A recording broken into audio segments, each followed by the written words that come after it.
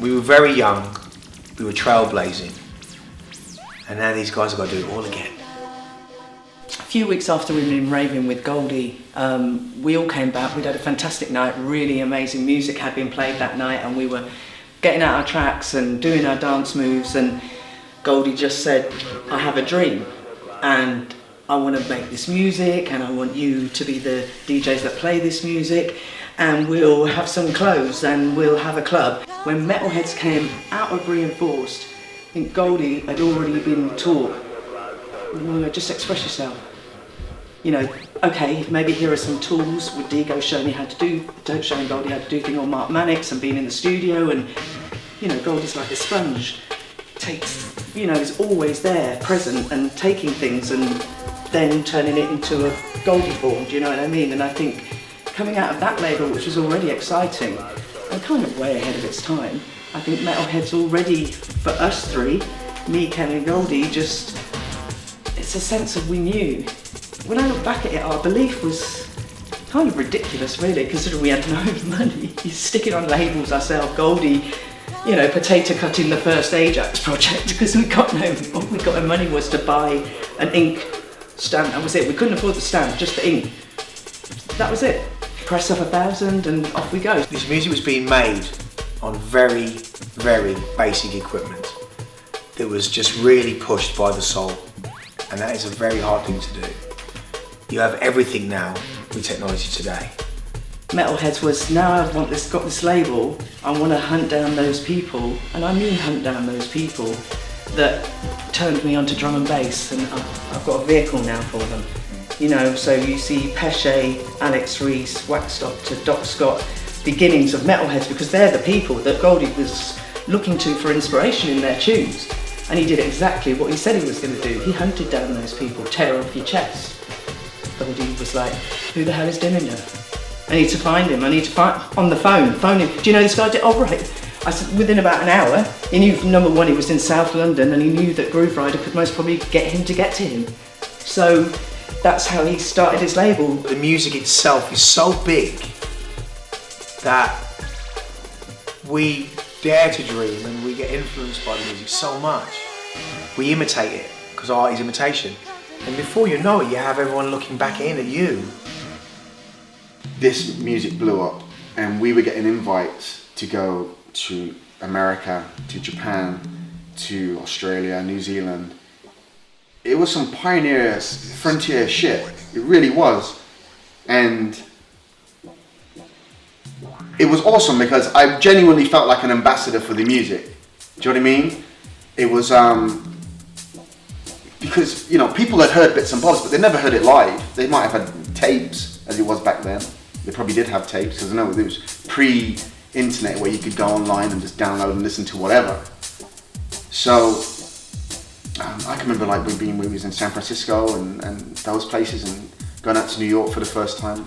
It was some fucking good shit, man. It was amazing. To walk into a club and feel,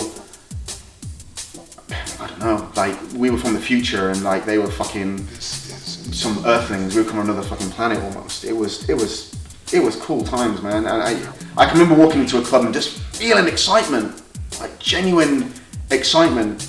And you knew you had a record box full of music that would blow away London, let alone, going to somewhere in America.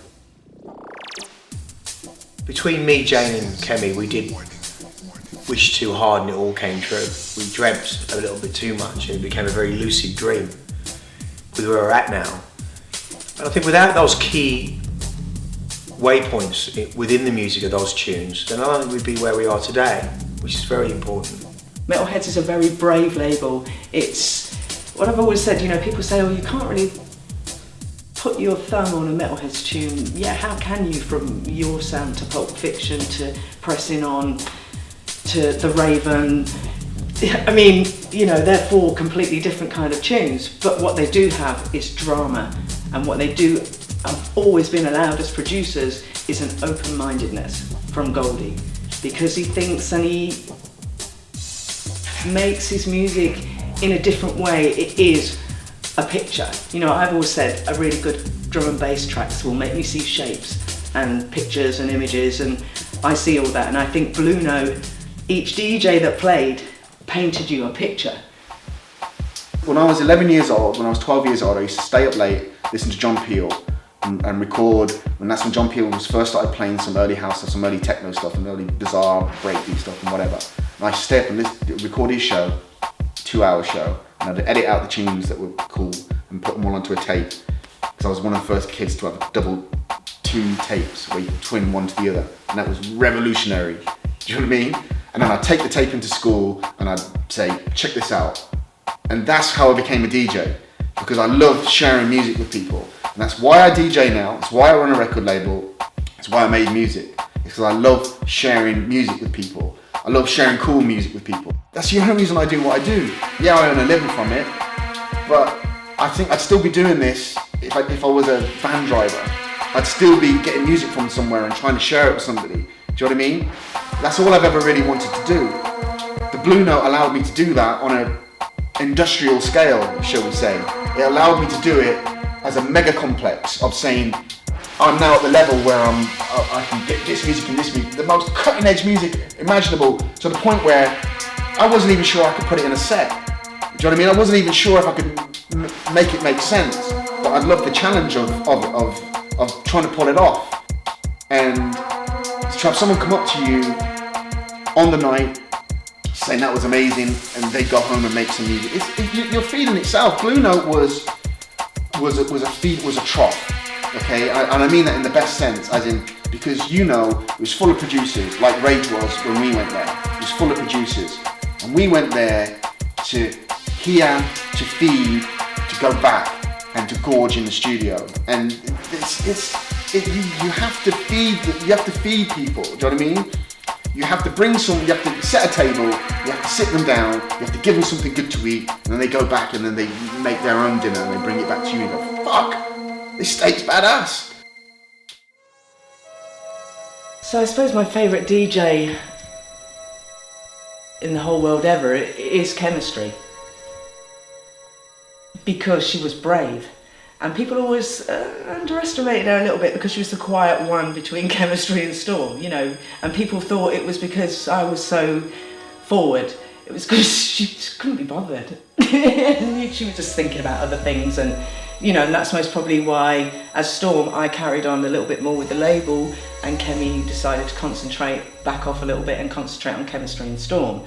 As the music was translated by the fact that she was my muse to my inspiration to the music, and also the very kind of mothering aspect that she brought to the music of making it all right and fusing stuff together. We've been making these promotional tapes, Chemistry and Storm 1, 2, 3. Goldie had encouraged us to do a CD in his wild styling, and we wrote down all the little things that we'd done. We'd been on so many weeks on Touchdown FM, we'd done a couple of little gigs, and he gave us a piece of his artwork, and my boyfriend at the time, Toby, was working at a printing place, so he got it all printed. So we had a package that we were sending out to people that was a whole different, CV what? We had a CV, and it worked really well, and I think Goldie was giving these tapes out to Randall and Groove Rider and Fabio, and we got to meet Randall, and because we'd already heard him on the radio on Centreforce, that's where we kind of fell in love with Randall. But me and Kemi always knew this was in for the long run. God bless her, still looking down on us every day.